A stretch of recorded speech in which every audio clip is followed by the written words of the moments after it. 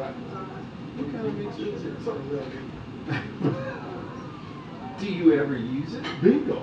I mean, I'm just asking, do you?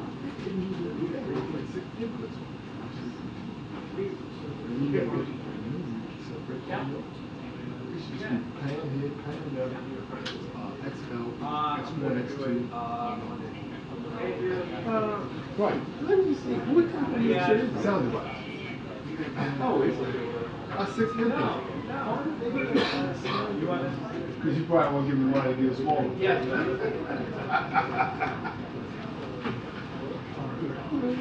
Oh, yeah.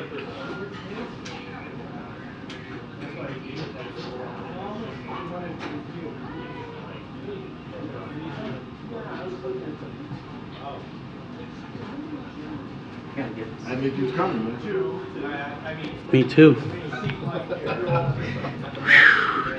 Testing, master control. 1, 2, 3, 4, 5, 6, 7, 8, 9, 10.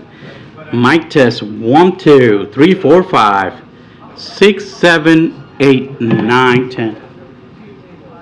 Hey, Brian? That sounded really overdriven to me.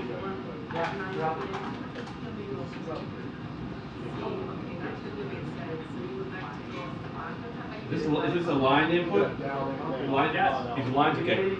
I'll give you tone again. Okay.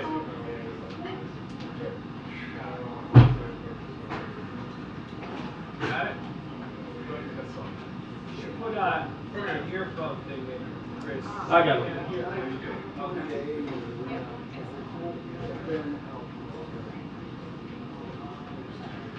Yeah, I got some.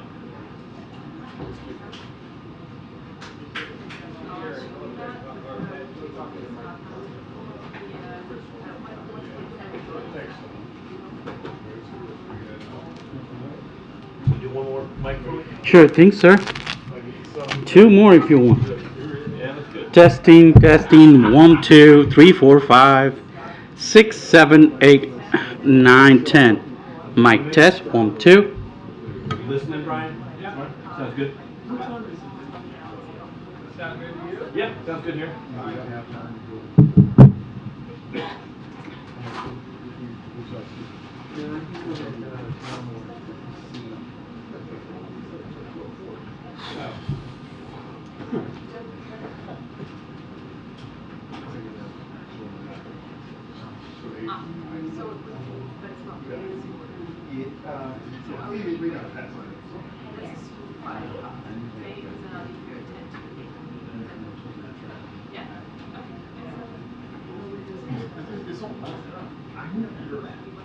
You gotta sit there and they're not gonna let you skip. Yeah, we'll have to ask you some questions.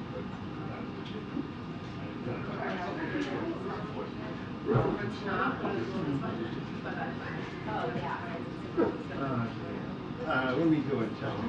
Yeah, so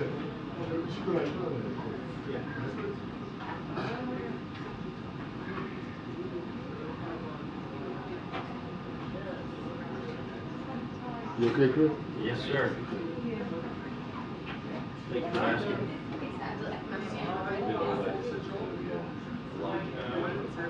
Oh, for the yeah, that's good.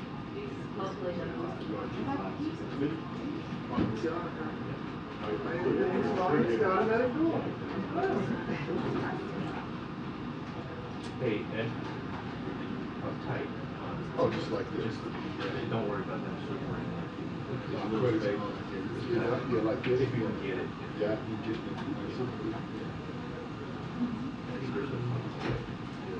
See that? Yeah, it's always The cloud.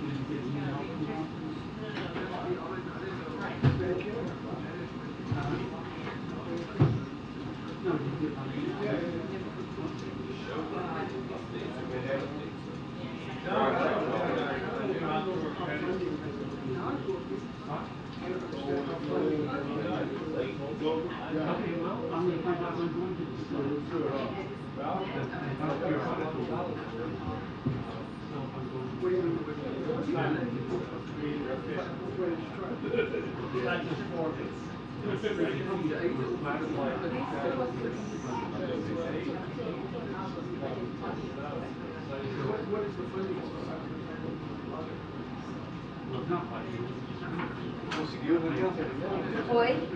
Ah, peraí, here. Okay. Tá legal. Não sei. Peraí, Daniel, eu vou grab quer ver? Vai ver.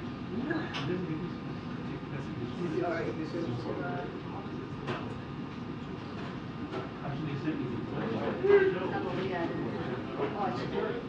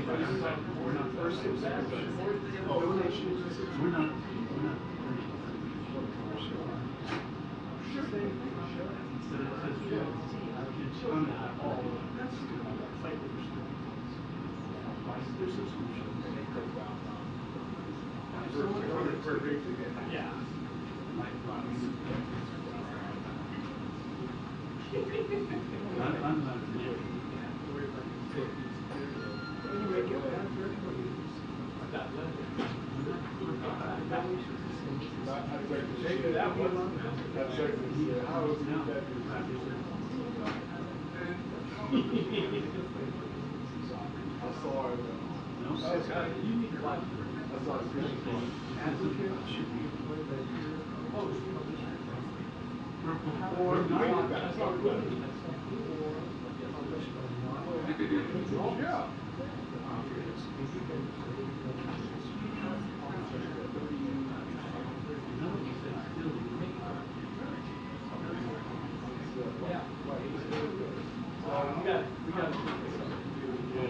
wasn't really sure about it. No. I don't know if Troy was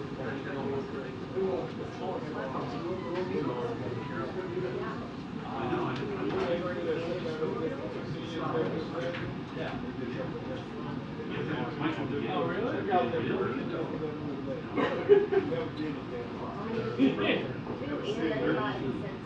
his job is that long.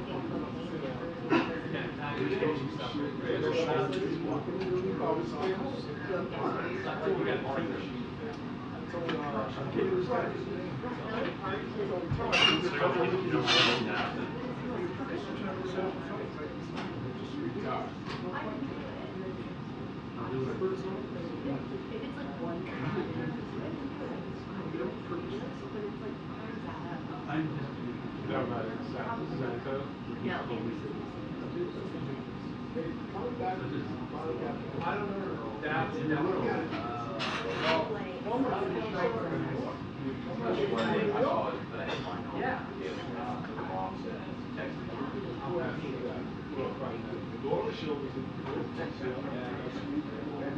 That's sure she probably has to say. Is it okay? Obviously, the guy's got problems with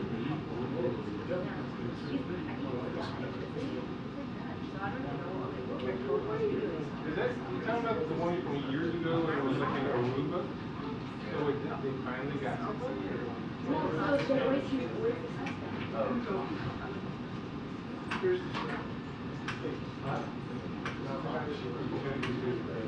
Yeah. No, I mean,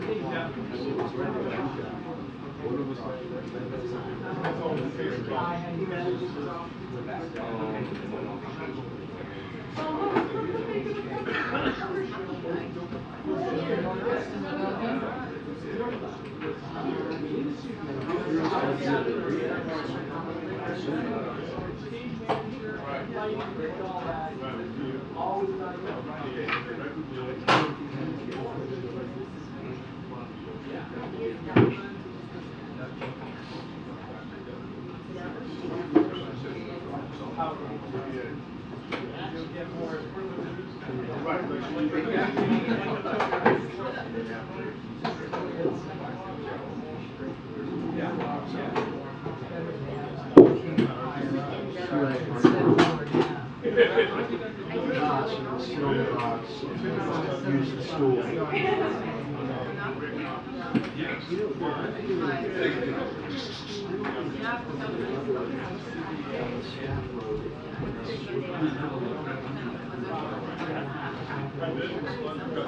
I heard it.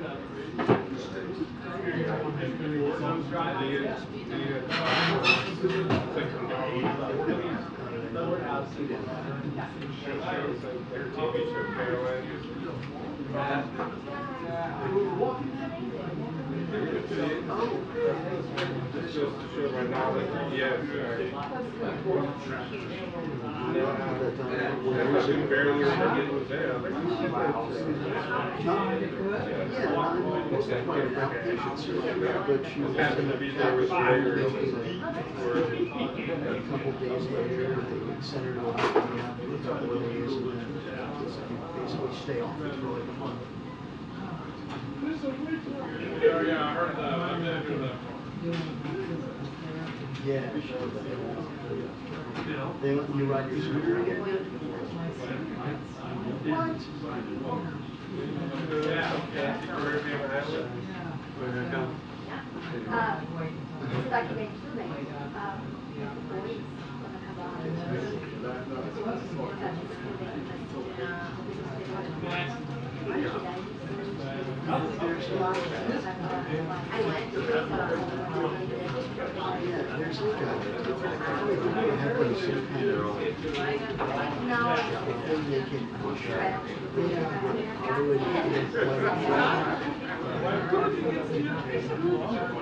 Yeah, they had started out like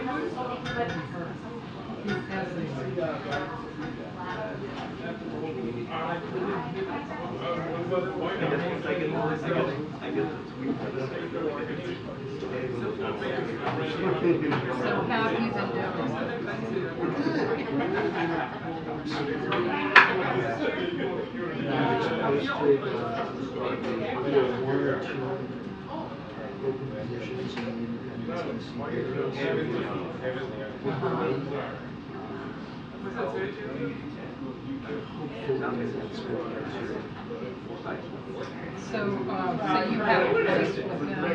Yeah, I've been full-time staff with them since last fall, and I had been Yeah, full-time I have been doing freelance. some freelance for years. Last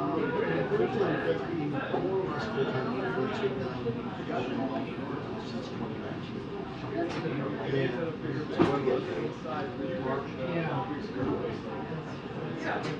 Are you sure that And I kind of worry sometimes, after I retire from pension, with grants. Sometimes I grants.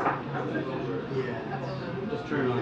And I'm not very good at helping out personal grants. I just like to do it. It's a pain until it solicits. How are we going to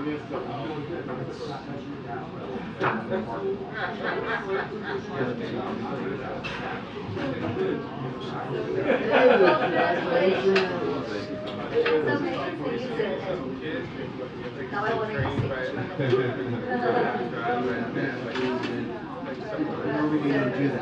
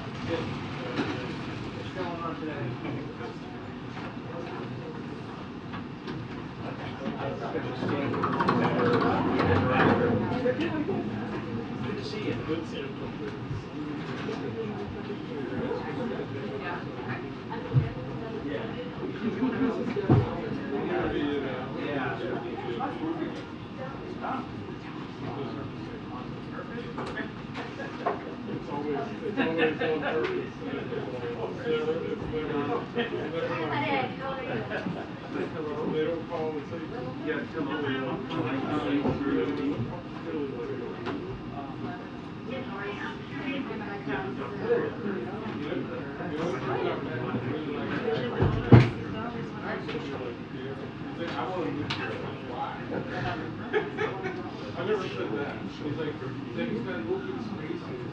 Okay. You have to. Yeah. You have your farm out here. Oh, you can go forward and It's like, it'll be historical. Oh, yeah, it's better, it's better.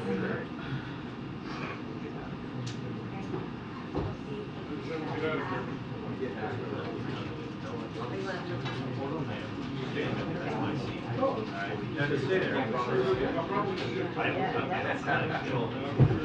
Yeah, right? Well, I did. I'm just saying. Yeah, sort of.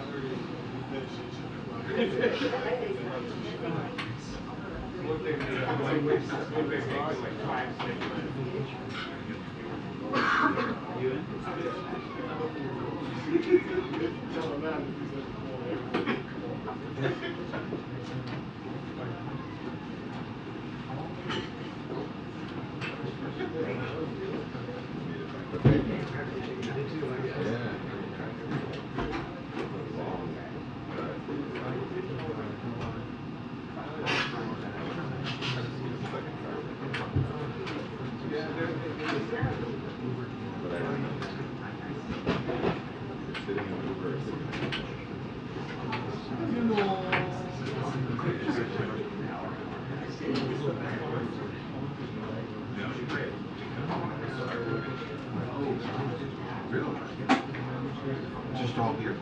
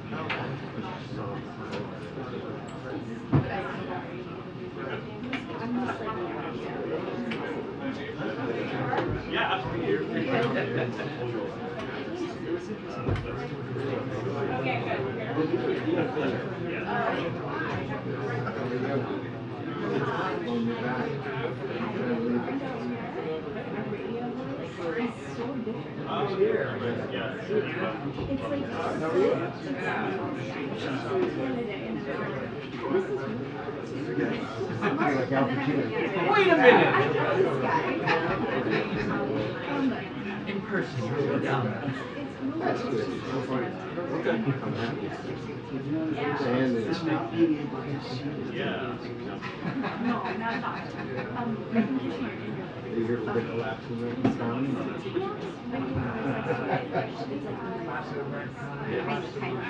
There you go. There's a lot of that going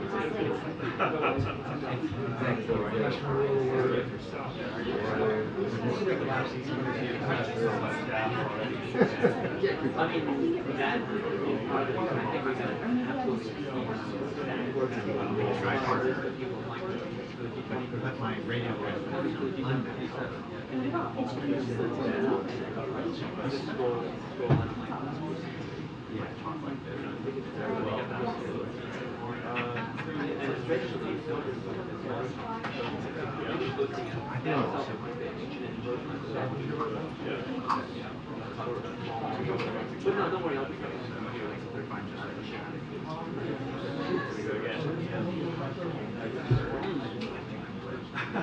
Enjoy it well.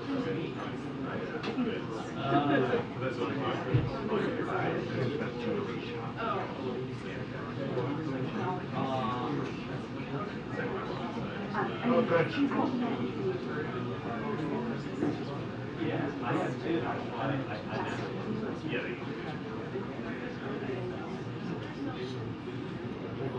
Yeah.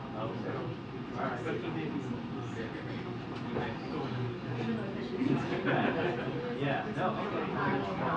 I appreciate it.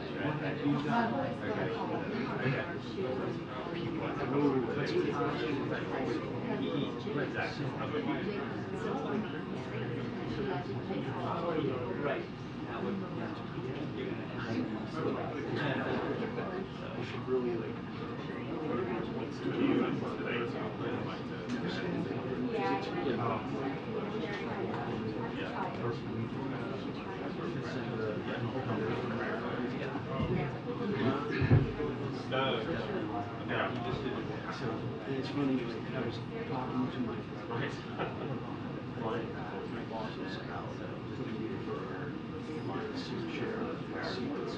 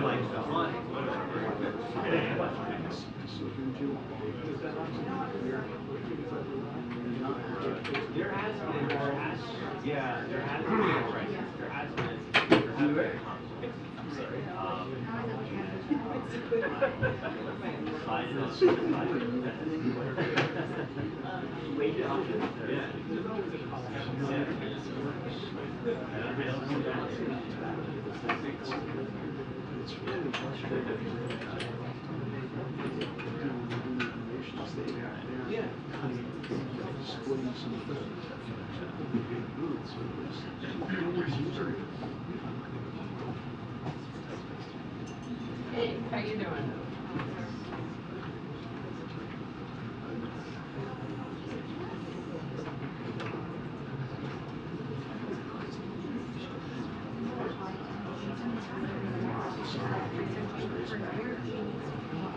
This floor is loaded. I think the booths are bigger. All hail. All hail. Hi there, how you doing, April? That's a nice dress. Very nice. Nice color, too.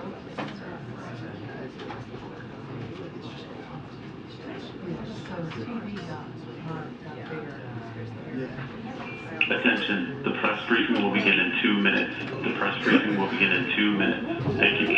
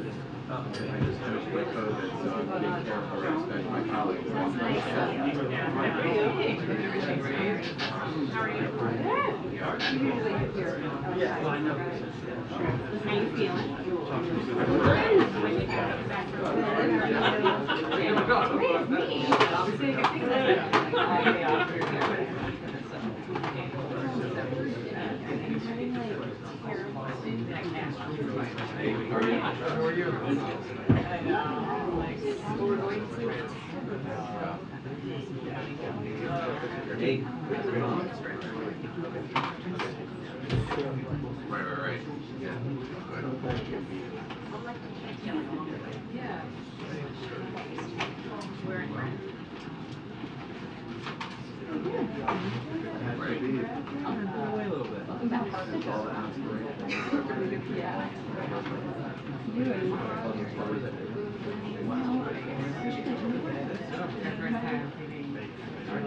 Our chairs are pretty steep, too, so very good.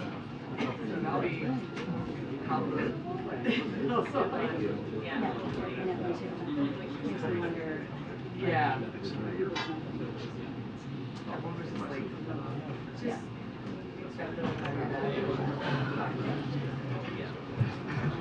All right, good afternoon, everybody. You're good? Okay.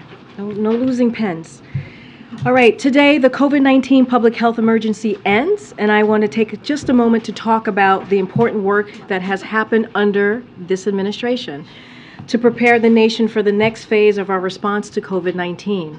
To date, the administration has taken significant steps to ensure Americans have continued access to life-saving protections such as vaccines, treatments, and tests following the expiration of the public health emergency.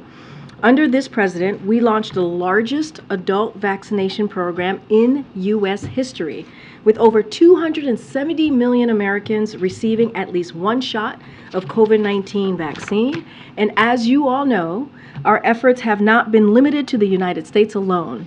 Our government has been the largest single donor of vaccines, having shared nearly 700 million doses with 117 countries around the world.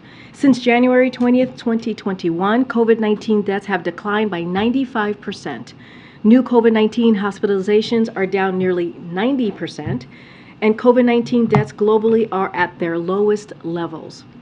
But I want to be clear, this administration takes the threat of future surges or pandemics very seriously, which is why access to vaccine tests and treatments will remain widely available after today, where we're protecting millions of people who are uninsured by providing them with the tools they need to stay protected from COVID-19. Projects like NextGen, run out of HHS, will invest at least $5 billion to accelerate the rapid development of next-generation vaccine and treatments. We're working to tackle the effects of long COVID and ensure people who are experiencing it have the help that they need.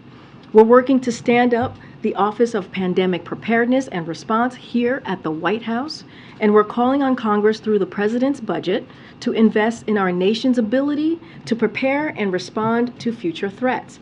So the work won't stop today, but the nation is well prepared to manage the risk of COVID-19 going forward.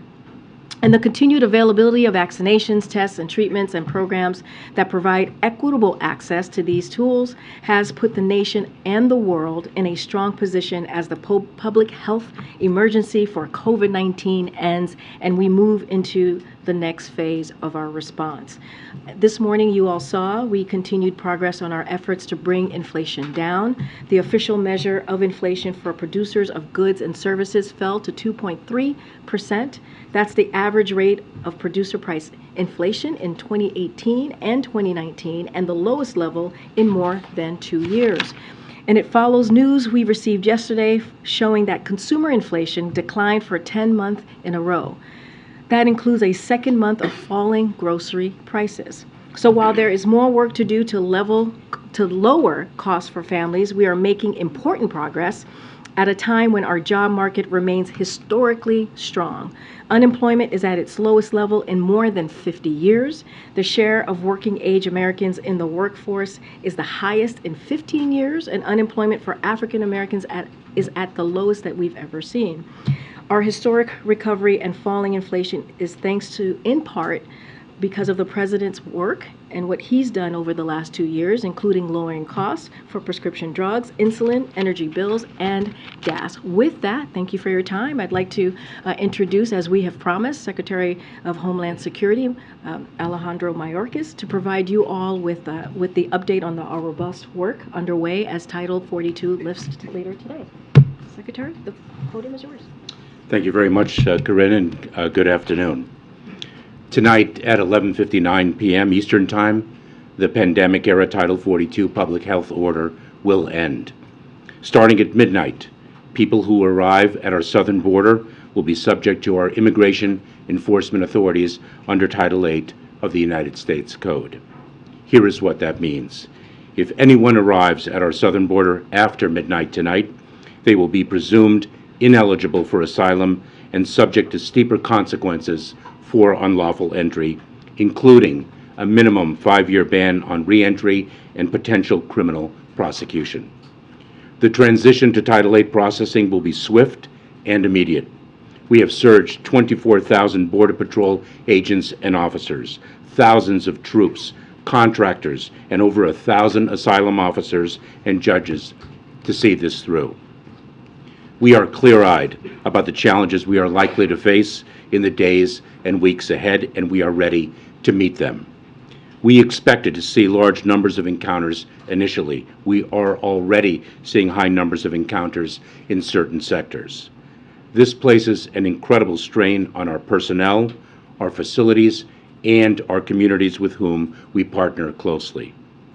We prepared for this moment for almost 2 years, and our plan will deliver results. It will take time for those results to be fully realized, and it is essential that we all take this into account. Our current situation is the outcome of Congress leaving a broken, outdated immigration system in place for over 2 decades, despite unanimous agreement that we desperately need legislative reform. It is also the result of Congress's decision not to provide us with the resources we need and that we requested. Our efforts within the constraints of our broken immigration system are focused on ensuring that the process is safe, orderly, and humane, all while protecting our dedicated workforce and our communities. I want to be very clear. Our borders are not open. People who cross our border unlawfully and without a legal basis to remain will be promptly processed and removed. An individual who is removed under Title 8 is subject to at least a 5-year ban on re-entry into the United States and can face criminal prosecution if they attempt to cross again. Smugglers have been long, hard at work, spreading false information that the border will be open. They are lying. To people who are thinking of making the journey to our southern border, know this. Smugglers care only about profits, not people. Do not risk your life and your life savings only to be removed from the United States if and when you arrive here. Our approach to build lawful, safe, and orderly pathways for people to come to the United States and to impose tougher consequences on those who choose not to use those pathways works. President Biden has led the largest expansion of lawful pathways in decades. People from Cuba, Haiti, Venezuela, and Nicaragua have arrived through lawfully available pathways, and we reduced border encounters from these groups by 90% between December of last year and March of this year. We are launching new and expanded family reunification parole processes for nationals of Colombia, Cuba, El Salvador, Guatemala, Haiti, and Honduras, and are increasing use of the CBP One mobile app for individuals to schedule appointments at our ports of entry. To those who do not use our available lawful pathways, we will deliver tougher consequences using our immigration law authorities. The new rule, finalized yesterday, presumes that those who do not use lawful pathways to enter the United States are ineligible for asylum. It allows us, the United States, to remove individuals who do not establish a reasonable fear of persecution.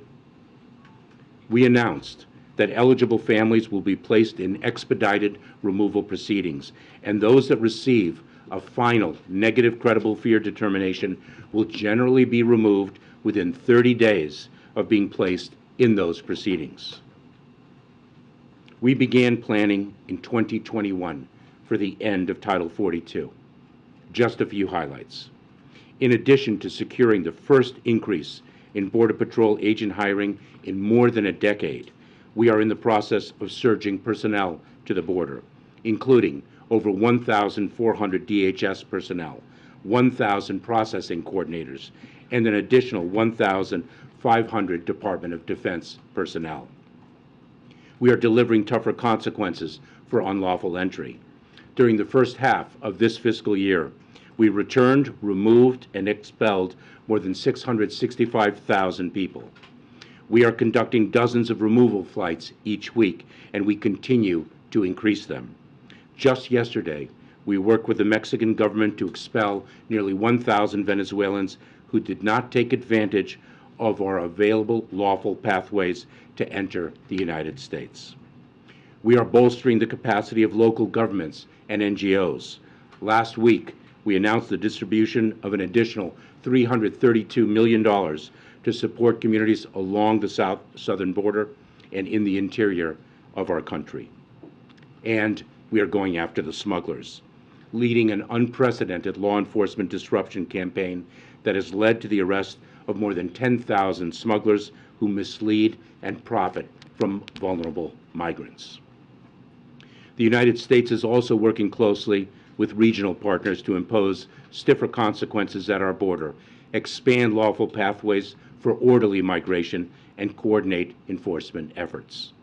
This includes Mexico announcing for the first time ever that they will accept the returns under Title VIII authorities of nationals of Cuba, Haiti, Nicaragua, and Venezuela, so that we can continue the parole processes that have been so successful in reducing migration from those countries. It includes working with Colombia and Panama to launch a historic anti-smuggling campaign in the Darien to target criminal networks that prey on migrants. And it includes dramatically scaling up the number of removal flights we can operate to countries throughout the hemisphere, including Colombia, Peru, and Ecuador. We are a nation of immigrants and a nation of laws. We are doing everything possible to enforce those laws in a safe, orderly, and humane way. We are working with countries throughout the region, addressing a regional challenge with regional solutions. We yet again, call on Congress to pass desperately needed immigration reform and deliver the resources, clear authorities, and modernized processes that we need.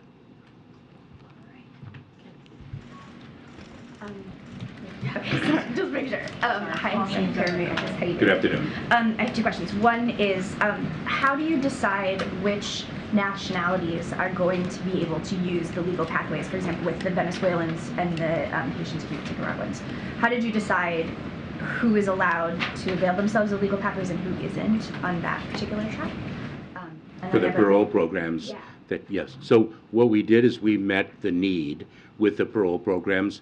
That was the demographic that was causing us the greatest challenge at our southern border, and we tailored our parole processes accordingly. So is it possible that those nationalities could shift as you see shifting nationalities at the border? So we have shifted our programs according to the needs that we need to meet. So you'll recall perhaps that in November, we developed the parole process for Venezuelans. That was then the most significant challenge. We pivoted in January to not only expand the program for Venezuelans, but also expand it for Cubans, Haitians, and Nicaraguans. So we will meet the moment. And then on overcrowding, if the Border Patrol facilities are overcrowded and some migrants have to be released, does that send the very message you're trying to avoid, which is that people will be released into the interior? So I have to say two things in response. Number one, we cannot overstate the extraordinary talent and heroism of the United States Border Patrol and the personnel of the Department of Homeland Security that are managing through an extraordinary challenge and doing so successfully, number one. Number two, it is very important to understand that the great majority of people will be removed if they do not qualify for relief under the laws of the United States. Thank you very much, Secretary Mayorkas. You talked about all the personnel that you're surging to the border. You didn't mention FEMA personnel, and the mayors and county judges in border towns that we've spoken to say that what they really need is not just FEMA dollars, but FEMA personnel themselves to house and feed these migrants as your department releases them. Why not send FEMA personnel to the border the way you would in any other emergency?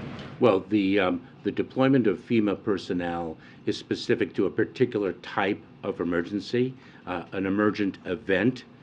This is an ongoing challenge that, quite frankly, has vexed this country for decades because this country has been unable, Congress has been unable to pass immigration reform that everyone agrees and understands is desperately needed. We are working with an immigration system that was last reformed in the 1990s. Migration has changed dramatically since then, and we need our laws updated. So are you saying that basically your hands are tied and you can't send FEMA personnel even if you wanted to? No, I'm not saying that at all. And as a matter of fact, our FEMA personnel are coordinating with local communities and cities across the country to provide them with the information they need. And FEMA is going to be playing a pivotal role in our shelter and services program that is poised to distribute $363 million to cities and communities in need of funding. I'm wondering about your communications with foreign countries. Have you had conversations in the last couple days or so with any foreign government officials ahead of this lifting? So I should take a step back and say, when I speak of the fact that it is a regional challenge for which regional solutions are needed, let me put a finer point on that.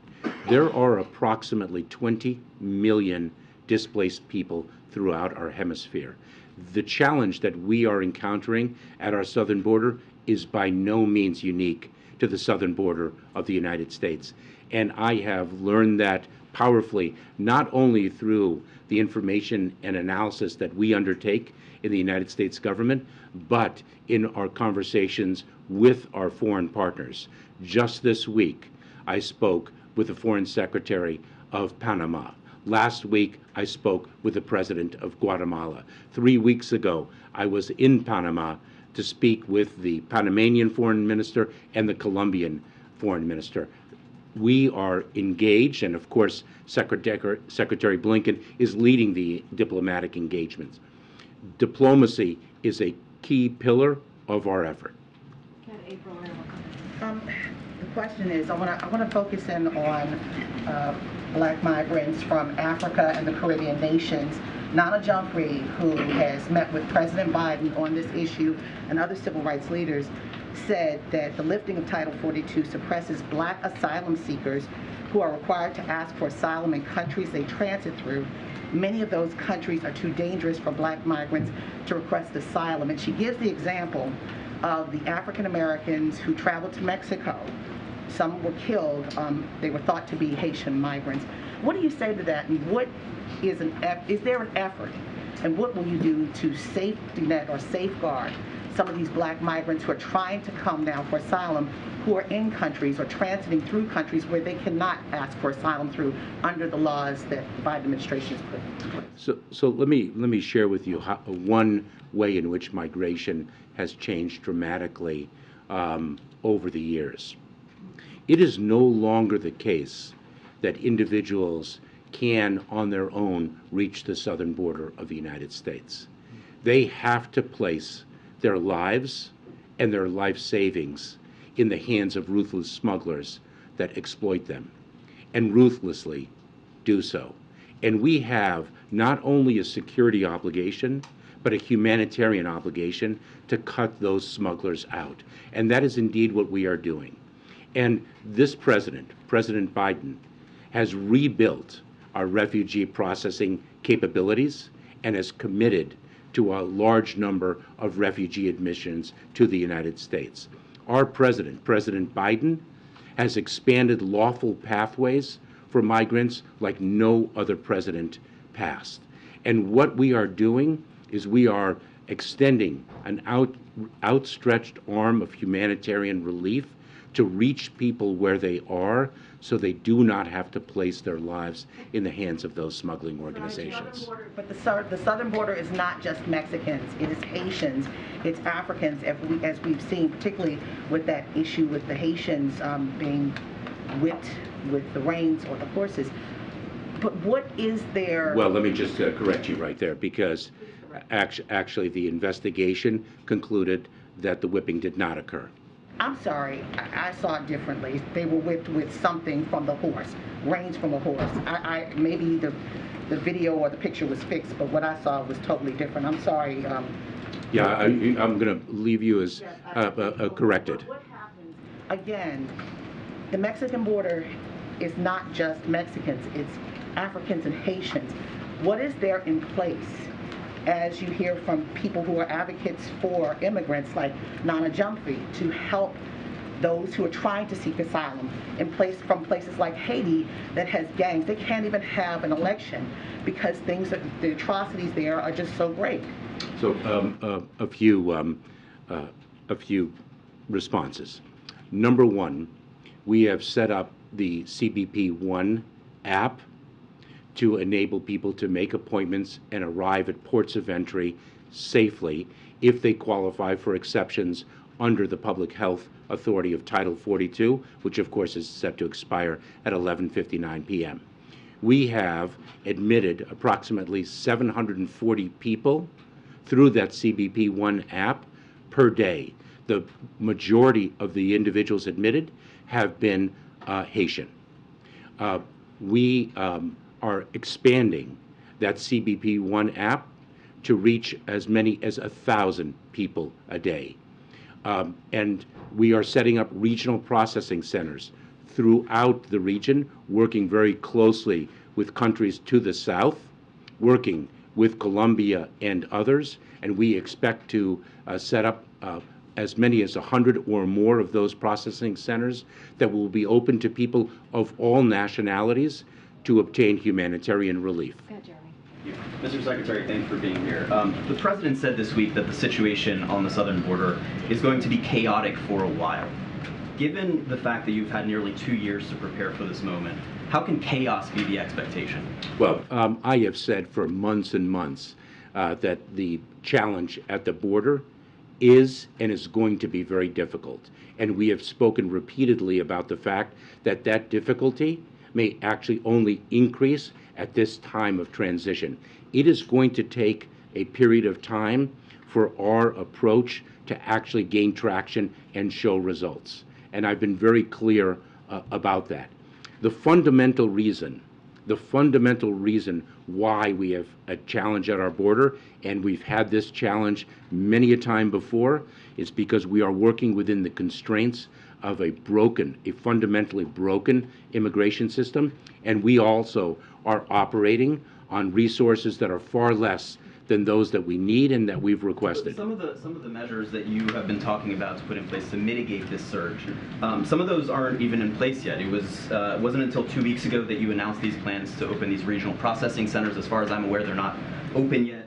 Of the 1,500 troops that the President deployed, only 550 are actually on the ground. So given how long you have known that Title 42 is ending on May 11th, why aren't all these measures already in place? So we have implemented measures well before those few that you identify. Our parole processes would be an example. While we deployed 1,500 additional Department of Defense personnel, we've had 2,500 Department of Defense personnel well in place already. We have surged resources of all types over months and months, not just personnel, but transportation facilities, technology, additional bed space. So we have been, in fact, not... You've done all you can at this point. We have done all we can with the resources that we have and within the system that we are operating under. I want to ask you a couple of questions, Mr. Secretary. Thanks for being here. First, on the CBP One app that you were speaking about right now, migrants that are speaking to journalists, including our reporters on the ground, have indicated a series of frustrations. They say they're having trouble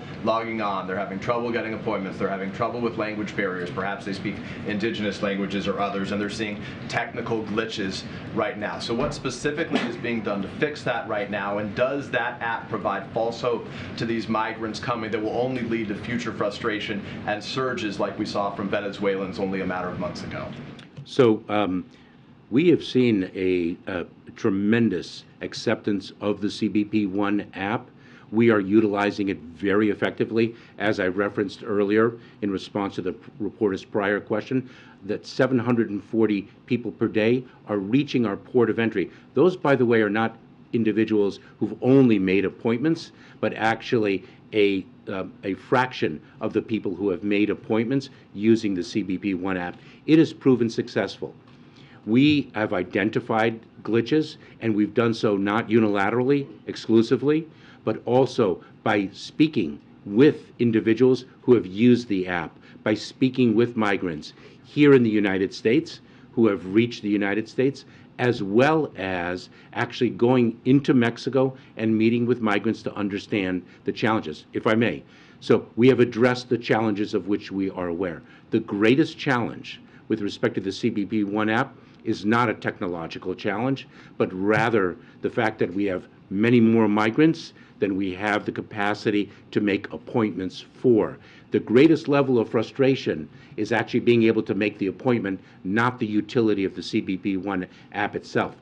That is, again, another example of a broken immigration system. If I can follow up on a foreign policy question, though, very broadly, just quickly. The U.S. has sanctions right now on a series of foreign nations, on Cuba, on Venezuela, on Nicaragua. So does the Biden administration's foreign policy make this situation worse? So I'm going to leave that to our foreign policy specialist, but I will say this. The predicate of those principles are separate and apart from the immigration challenge that we're confronting. Terry, and we're going to try and get around. Terry, go ahead, and then I'll go back. Given the time you say this is going to take, and based on what you're seeing now at the southern border and beyond in Mexico, I wonder if you could offer some details, paint a picture. What should Americans in those border communities and beyond expect in the coming days and weeks? What's this going to look like for them? We could see very crowded, as we are now, we could see very crowded Border Patrol facilities. I cannot overstate the strain on our personnel and our facilities. But we know how to manage through such strain, as difficult as it will be. I have tremendous confidence and pride in our personnel. Let me share with you an example of how we managed through a very difficult situation. In El Paso, Texas, we saw individuals on the street. We engaged in a very sensitive and humane law enforcement operation to address that challenge, and we successfully have done so to the praise of the city of El Paso. Can I just follow up? Our teams in El Paso say that there are hundreds of migrants now in the open, in shelter with very limited access to food and water and bathrooms for days. Why are they being processed? Is that what we can expect? So we are working very closely with nonprofit organizations, with community groups, to really deliver a community response to the challenge. I cannot overstate how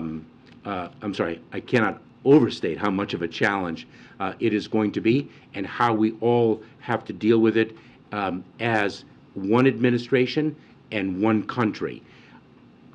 Fundamentally, we need Congress to act. Go ahead, Michael.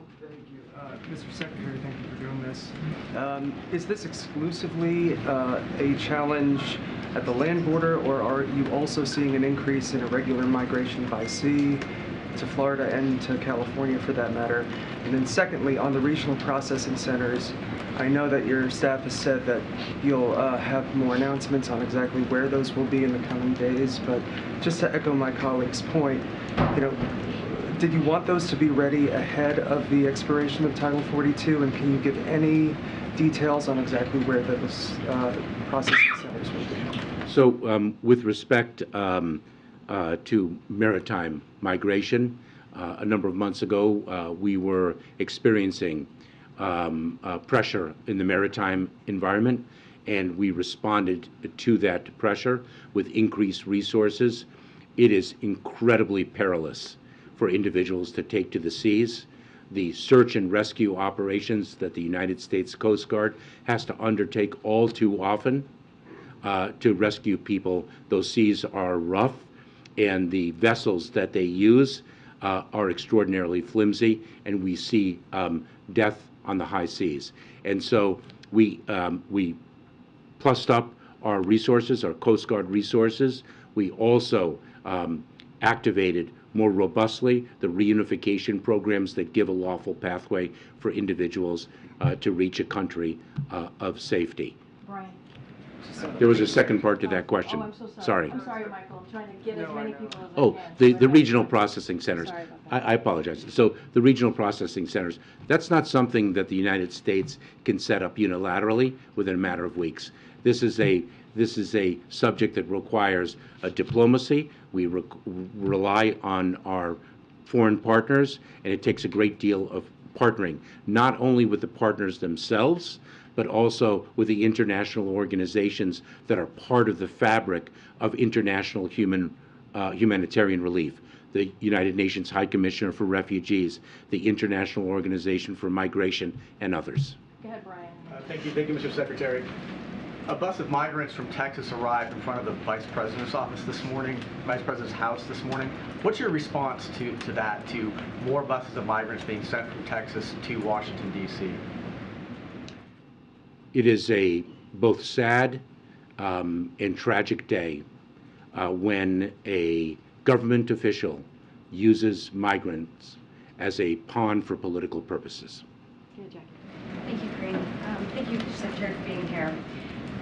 On the memo that the U.S. Border Patrol chief sent to sector chiefs last night allowing for parole releases if overcrowding becomes an issue, that's not Title VIII, like you said, would happen. I mean, these migrants don't get an alien registration number that would be used to track them. They don't get a court date. They're instead asked to self-report to ICE within 60 days. You said at the beginning that you've prepared for this moment for almost 2 years. So why is part of that plan an honor system?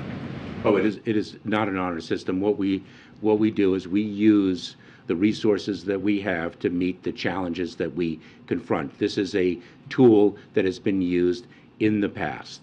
The vast majority of individuals will indeed be placed in expedited removal, and that if they do not qualify, will be removed in a matter of days, if not weeks, from the United States. When we encounter a volume of individuals for which we need to address in a different way, we do so. If those individuals do not honor their commitment to surrender to an immigration and customs enforcement officer to be able to be placed in enforcement proceedings, they are a subject of our apprehension efforts. You said that it would be a fraction of migrants that this happens with. How many is a fraction when you've had almost 6 million illegal crossings under this administration?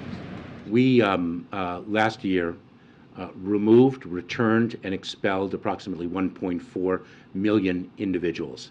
That is the most in any one year. Will you be on shaky legal ground, though, with mass releases? Well, first of all, your question has a factual predicate with which I would disagree about mass releases, number one. But releases of individuals subject to immigration enforcement proceedings is not something particular to this administration. Case-by-case basis, and this would not be on a case-by-case basis. We implement our operations in conjunction with the Department of Justice, and we have confidence in the lawfulness of our actions. Okay, go ahead, Jim. Thank you. Mr. Secretary, are you concerned that the new asylum regulations will encourage more children to leave their families since unaccompanied kids are exempt? No, we are not. It is obligation for us to address the needs of unaccompanied children. So we do not have that concern, and what we are driving to, what we are fundamentally driving to, is to build lawful pathways so people do not have to make those difficult decisions, and they don't have to take the dangerous journey in the first place. And we are expanding lawful pathways to an unprecedented degree under the President's leadership. Mr. Secretary, just one more. What is your assessment of Mexico's enforcement of the border? We are working very closely with the government of Mexico. The President has spoken with the President of Mexico as recently as earlier this week. They have corresponded last week, and Mexico is taking very important enforcement measures that we greatly appreciate and that were taken in coordination with us. Yeah, so, Secretary, how is the administration redirecting the immigration judges to prioritize new arrivals, and will that affect the backlog that's already there for previous arrivals? So Peter, your question, if I may, just to hit this point once again, your question speaks of an immigration court backlog that exceeds 2 million cases. What a powerful example of a broken immigration system. Not only are we surging asylum officers, about 1,000 asylum officers, to conduct credible fear screenings in the context of expedited removal, but the Department of Justice is surging immigration judges alongside us. Thanks. Sir, if I could ask you about the... Sorry, Peter. We're trying to get, sorry about that. The Title 8 enforcement you're talking about, you're trying to send a message. The critics of the administration would argue this is a message that you could and probably should have sent earlier on in the administration. Can you walk us into the deliberation? How did you arrive at the idea that there should be a presumption of ineligibility, and why was that policy not announced earlier? So, in response to your precise question, we sought to end Title 42, the Public Health Authority, earlier. We sought to roll out our immigration enforcement authorities under Title 8 of the United States Code earlier. We were enjoined from doing so by a court. But specifically, the asylum policy, the presumption of inadmissibility, why not come out with that sooner? You're trying to send that message now. And It's not a message. We don't promulgate a regulation. We don't promulgate a law to send a message. We promulgate a law to achieve a policy and operational outcome. And the outcome that we seek to achieve through this regulation is to incentivize people to take the lawful pathways and disincentivize them to place their lives in the hands of ruthless smugglers. It's on the screen behind you as deterrence. New regulation directing migrants. That's not a message. That's an impact on human behavior. Okay, we got to go ahead. I'll go to the back. Thank you. Thank you, Secretary. First, have you ruled out family detention as an option? And then two, you said that you have many more migrants than you have appointments for. So is there any effort to try to expand the appointments, and do you have numbers for how many appointments are confirmed per day? So we are indeed expanding the use of CBP One app from approximately 740 arrivals at our ports of entry along the southern border to 1,000 a day. And we are exploring what other capabilities we can add to that. And the first part of your question was family detention. This administration ended family detention in March of 2021. And so you're not going to bring it back at all? We've made it clear that families who are in immigration enforcement proceedings, including in expedited removal proceedings, a more accelerated immigration enforcement process, will be on alternatives to detention. The conditions of alternatives to detention may be increased as the situation warrants. To what? So, for example, we could place heads of household under curfews so that we are better able to monitor their activities and I should say their compliance with our restrictions and obligations to appear in court. Go ahead. Go ahead. Secretary, or VOA. Can you orient me? Sorry. Go into the back. Mr. Secretary, can you describe how you will be treating any differently migrants at the border that come from countries where we don't have close working relationship? For example, we've seen reporting of migrants coming as far from China, Russia, Syria. And then my second question, I'm going to try to ask Peter's question in a different way, with some Democrats urging that President Biden end sanctions on Cuba and Venezuela. Do you support that?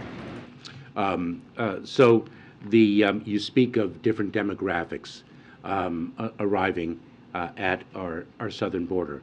This speaks to the fact that the challenge of migration is not exclusive to the southern border and is, in fact, not exclusive to the Western Hemisphere. We are seeing a global displacement of people that is the greatest since at least World War II. The challenge of encountering individuals from countries that are to which it's not easy to remove people has been a long-standing challenge that our immigration laws have run into. So what do you do with those people actually now, like people who are coming from Russia and China and so on? What do you do with them? So we place them in immigration enforcement proceedings, and if they make a claim for relief, we adjudicate those claims. And if, in fact, those claims are granted, then they have, under our laws, a basis on which to stay in the United States. If they do not, then we work with foreign governments to address the enforcement actions that we think are appropriate. For ending sanctions, sir? That is a little bit outside the remit of today's discussion. Secretary, thank you. So you're talking about Congress needing to act on this. Any reaction to the immigration package that House Republicans are looking to vote on today? And second question on the processing centers, was it a mistake to not have them ready to prevent a surge?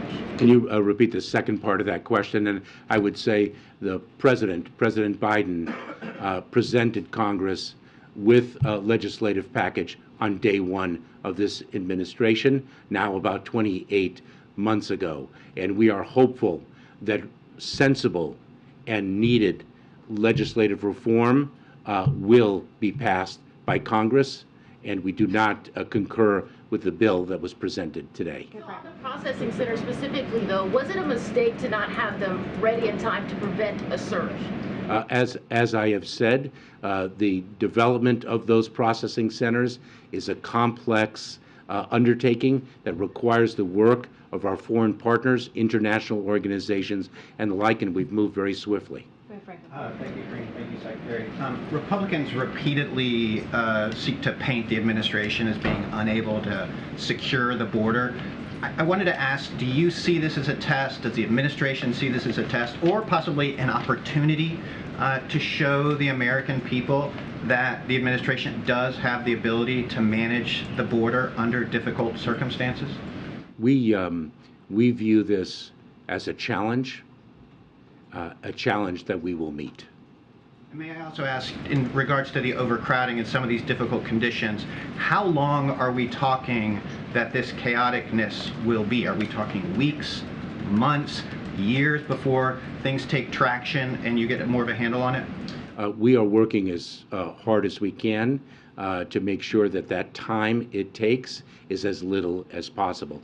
Let me say an additional thing in response to your first question. This is a challenge, and we're going to meet this challenge.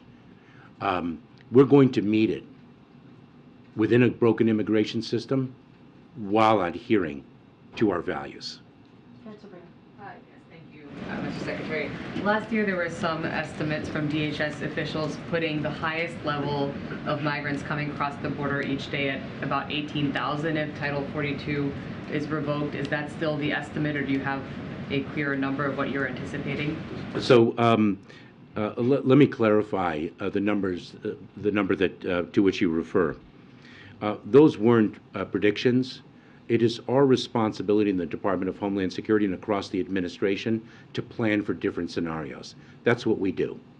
And so what we developed was, in fact, different scenarios to which we plan. And so we have done so, and we continue to do so.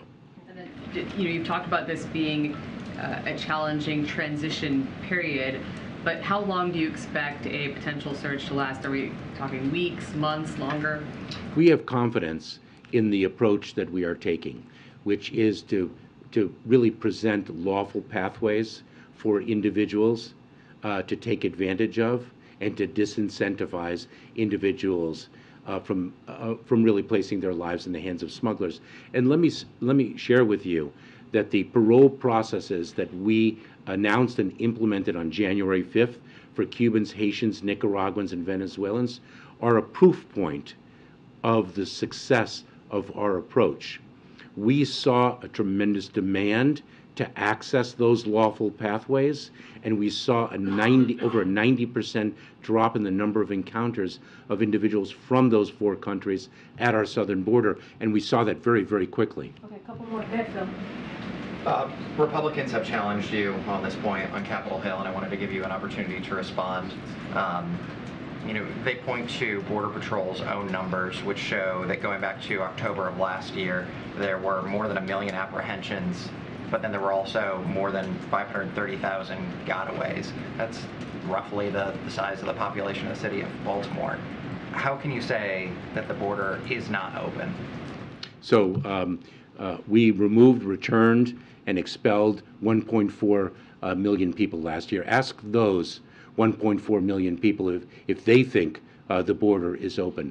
Our apprehension rate at the border is consistent with the apprehension rate in prior years. And then in El Paso, they've declared thanks to the extraordinary work of the United States Border Patrol. Thank you. And in El Paso, they've declared a state of emergency, but we've also seen this in other cities like New York and Chicago. I'm wondering, while so much of the focus is on the southern border itself, can you tell us more about the steps that DHS is taking to support those cities elsewhere, as this surge affects not just that geography, but other cities and states across the country? I would say a number of things. Number one, we're grateful to Leader Schumer and Congress for the Emergency Food and Shelter Program funding in the omnibus this past December of $800 million. That's a significant increase over the prior year's funding of $150 million. We're working very closely with cities and communities along the border and in the interior of the United States. We need the system fixed. Thank you, Mr. Secretary. Back to the question of mass releases. I know you've pushed back against that, but the Florida Attorney General has filed a lawsuit against you, alleging that you are about to conduct a policy of mass releases with the news that was released yesterday. What's your response to that, and more broadly, what's your message to the judicial branch, who is playing a role in this process as well? Well, I don't send messages to the judicial branch. The judges make the decisions that they believe are warranted under the facts and laws before them. But I will say this: it is interesting to see some of the tools that we employ that are successful or operationally needed to be challenged in the courts. So, for example, the parole process that we announced and implemented on January 5th for Cubans, Haitians, Nicaraguans, and Venezuelans. Immediately, that demonstrated a reduction in the number of those individuals arriving at our southern border of over 95%, and yet it's been challenged in a court. And so our parole authority, when we use it to release a fraction of the people whom we encounter, and that is challenged, I question the motives of the plaintiffs. Thanks, great. Following up on the emergency food and shelter program that you just mentioned, groups in El Paso that are helping to feed and house this influx of migrants, they say this program has a problem in that the funding can only be used to help migrants who have encountered DHS and been processed. Is that requirement realistic to the situation that these communities are facing? It is necessary, and I should say this past Friday, under the Emergency Food and Shelter Program, we distributed $332 million primarily to border communities. We now have, under the new structure that the omnibus that Congress equipped us with, we now have the Shelter and Services Program that we in the Department of Homeland Security will control. That will prove, I think, more nimble. And we, I think, have 363... That same restriction that it has to be, can only be used for migrants who have been processed. So what about those who have not been processed? Is that not, is there no way to help with addressing the humanitarian need there? So just to finish my thought, I think we have about $363 million to distribute through the Shelter and Services Program, and I believe that non-governmental organizations in the cities address the needs of individuals who have not been processed. Thank you so much, Corinne. If you could raise your hand so I can orient visually. Thank you yeah, so thank you. much, Corinne, Mr. Secretary. So they were saying here that Republicans have changed the administration on the border, but at the same time, some Democrats are saying that President Biden broke his promise of having a more humane immigration system, and that he's finishing Trump's job. So I ask you, how is it more humane to expel people and penalize them, people who are fleeing violence, poverty?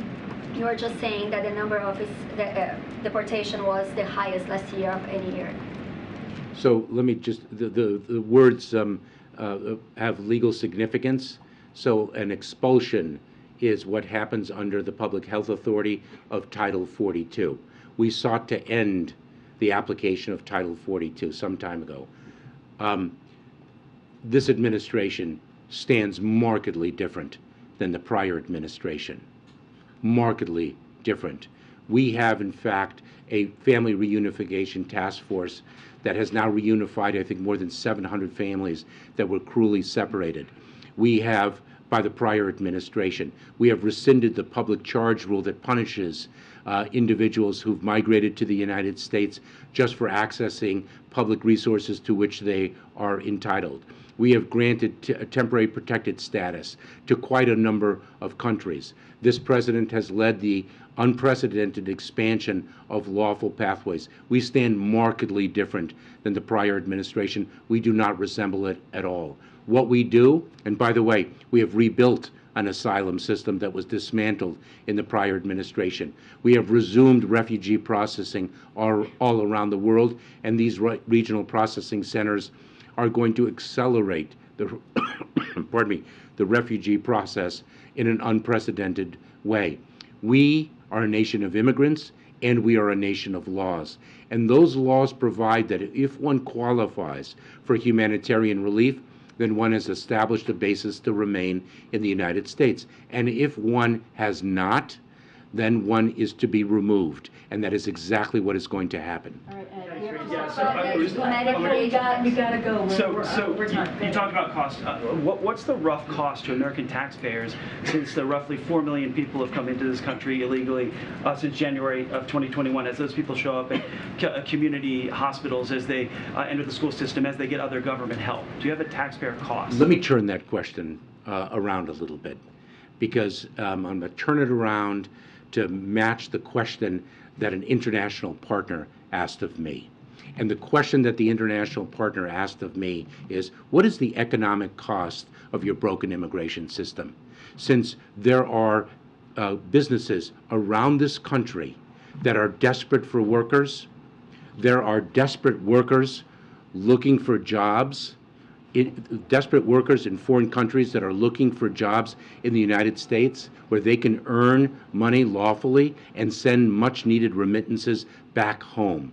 What is the cost of a broken immigration system? That is the question that I am asked, and that is the question that I pose to Congress, because it is extraordinary. But you have a cost that the taxpayers are paying now. I believe I have addressed your question. Final two. I wanted to ask one more on the regional processing centers. I know you said it takes a ton of coordination, but can you give any more detail as to what's standing in between these actually being stood up? Is it a personnel thing? Is it a matter of nailing down location, working out agreements with international partners? Just a little bit more on that. Yes. Yes. Okay. Yes, there are a lot of moving pieces.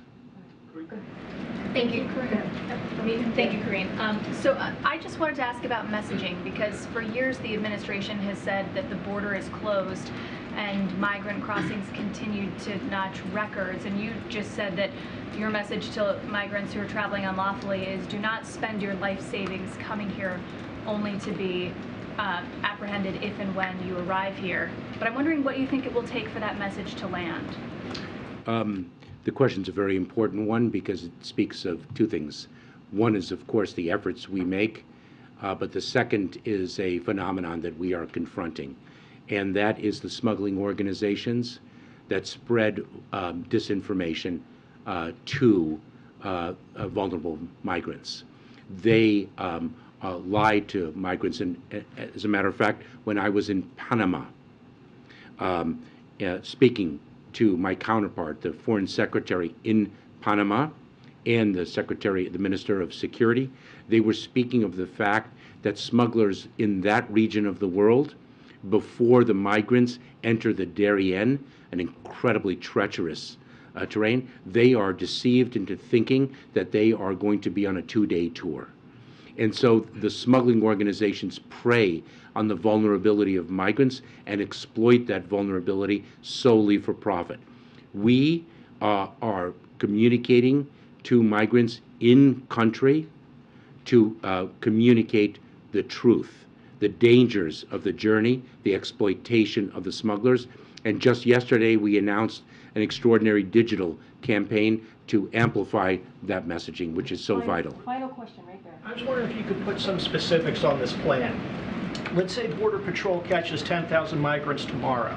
Of those, how many are going to be detained?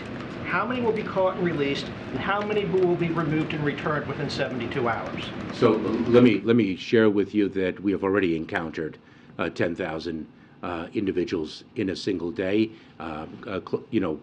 So we already have proven that we can manage through that.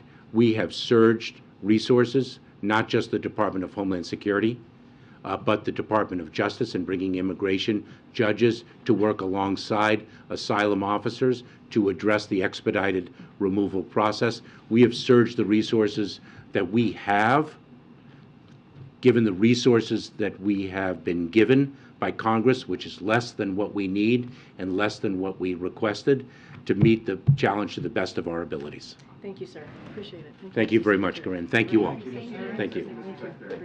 Thank you. Are you going to the border anytime soon? So, guys, we are way over time. So even our amazing cleaning crew has come in a couple times.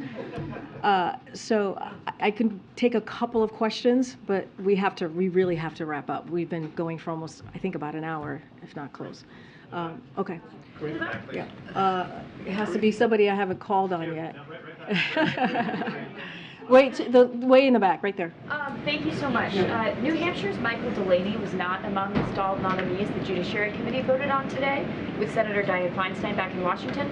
Does President Biden still support him among apparent concerns from some Democrats? And what is the White House doing to get him over the finish line? So look, we take our nominees very seriously. The president clearly puts forth nominees that he believes are ready and equipped for the job. And so, of course, we're always going to be make sure that we do everything that we can, having conversations with the senators and their staff to try to move our nominees through. So we are committed for certain.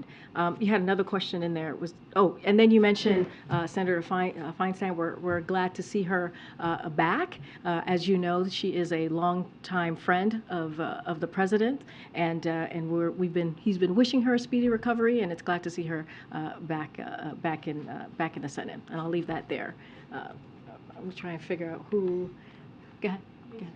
Has the president reached out to Senator Manchin after he said he'll vote against the EPA nominees, or what's the plan to get these nominees through if not? So look, I don't have anything more to say than what I shared yesterday on Senator Manchin's comments. Look, Senator Manchin is a friend. We've been able to do really historic, move forward some historic pieces of legislation with Senator Manchin, including the Inflation Reduction Act and other bipartisan infrastructure bills and law now and other pieces of legislation. So we are going to continue to have conversations with them. We're going to continue to have a good relationship. I just don't have anything more than what I shared yesterday.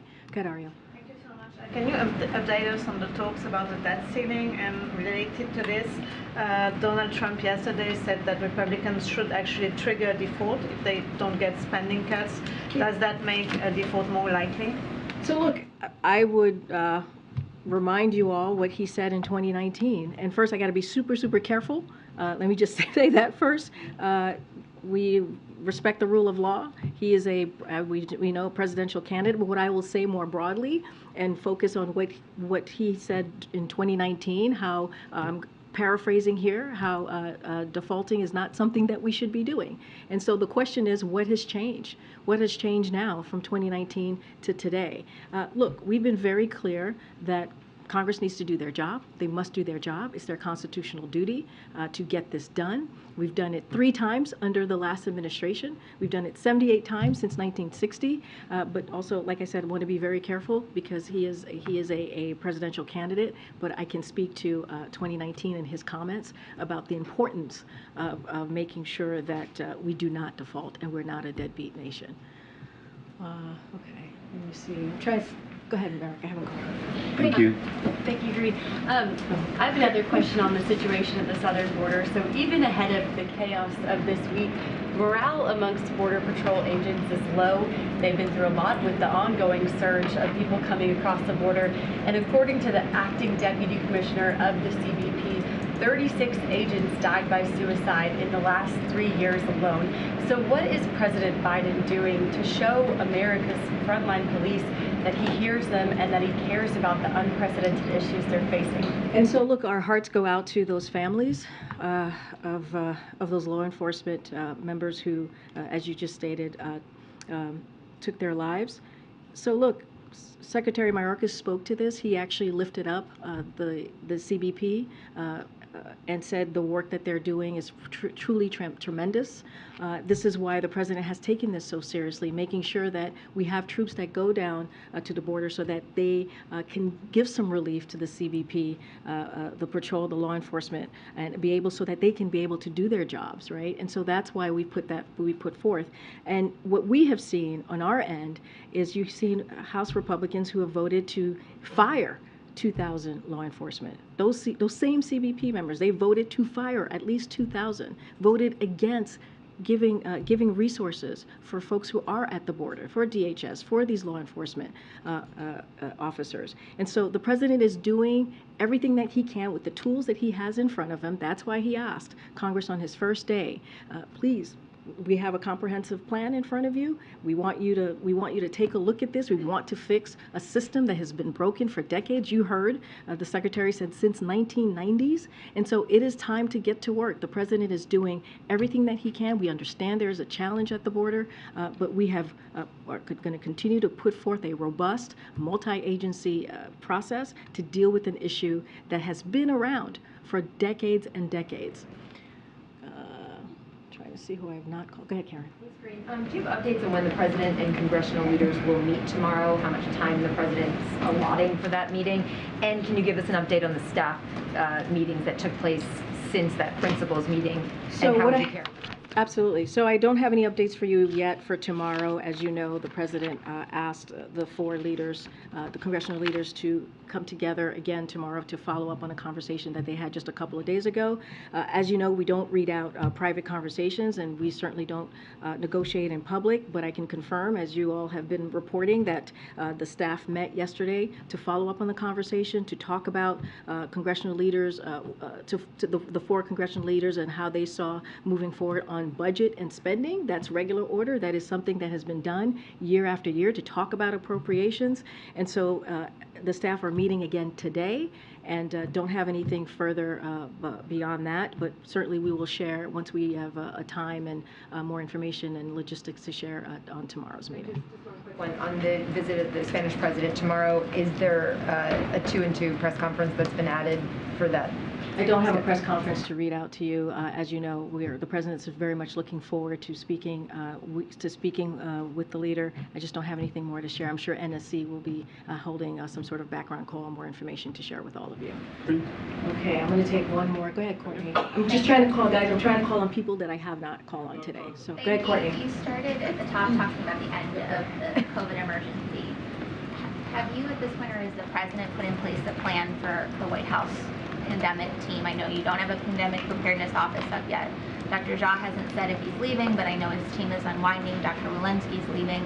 Can you talk a little bit about the leadership that's going to be in charge of COVID moving forward, especially if the tools that we have that you've been discussing don't work at a certain point or don't work as well? So I don't have anything to share. I know you just asked me about the COVID team. We did, as I mentioned at the top, we do have an Office of Pandemic Preparedness, as I've mentioned multiple times. It was in the omnibus budget package for fiscal year 2023.